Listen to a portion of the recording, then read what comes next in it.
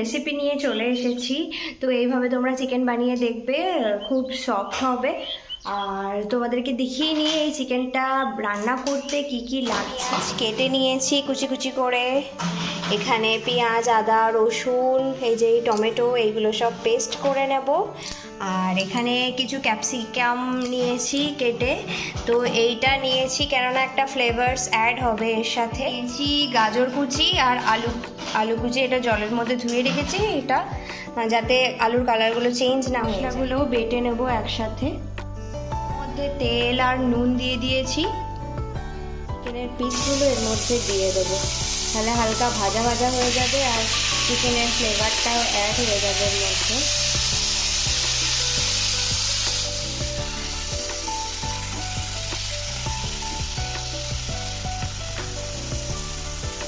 এটা ভালো করে একটু নাড়িয়ে চাড়িয়ে নিয়ে ঢাকা দিয়ে দেব, ভাজা হতে থাক।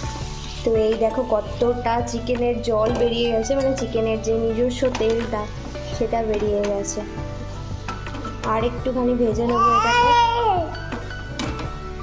আমি একটু দই ম্যারিনেট করে রেখেছি, এটাতেই চিকেনটা দেবো। মধ্যে চিকেনটা ঢেলে দিয়েছি আর একটু হলুদ আর কাশ্মীরি লঙ্কার গুঁড়ো দিয়েছি, এটা একটু ম্যারিনেট করে রাখবো।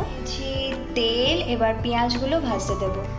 এর মধ্যে নুন আর চিনি দিয়ে দিয়েছি, তাড়াতাড়ি সফট হয়ে যাবে। ম্যারিনেট করার পর চিকেনের কালারটা বেশ রেজালা রেজালা লাগছে, হয়ে গেছে। এবার যে মশলাটা বেটে রেখেছি সেটা এর মধ্যে দিয়ে দেবো।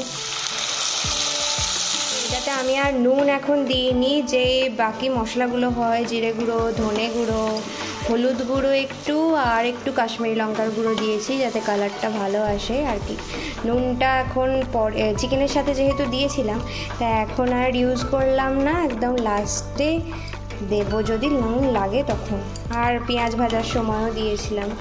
তো এটা একটু কষা হয়ে যাক, যখন সাইড দিয়ে তেল ছেড়ে দেবে তখন আলুটা দিয়ে একটু হালকা কষিয়ে নেব। আমি কষা মশলাটার মধ্যে আলু দিয়ে দিয়েছি আর গাজরগুলোও দিয়ে দিয়েছি। এবার চিকেনটাও দিয়ে দেবো এর মধ্যে, ভালো করে মিশিয়ে নেব। আর এই পুরো চিকেনটা আমি এখন ঢাকা চাপা দিয়েই করব। আর এই গরমের মধ্যে দই দিয়ে চিকেন খাওয়া শরীরের পক্ষেও ভালো, তো আর টেস্টটাও বেশ ভালো হয়। তোমরা বাড়িতে অবশ্যই এটা ট্রাই করো। আর চিকেনগুলো খুব সফট হয়, আর এমনকি তোমার ওই যে বোনলেস যে চিকেনগুলো থাকে সেগুলোও খুব সফট হয়। চিকেনটা কি দারুণ কালার এসেছে, অনেকটা জল বেরিয়ে গেছে। এরপর এর মধ্যে ওই ক্যাপসিকামগুলো কেটে রেখেছিলাম ওইগুলো দিয়ে দেবো।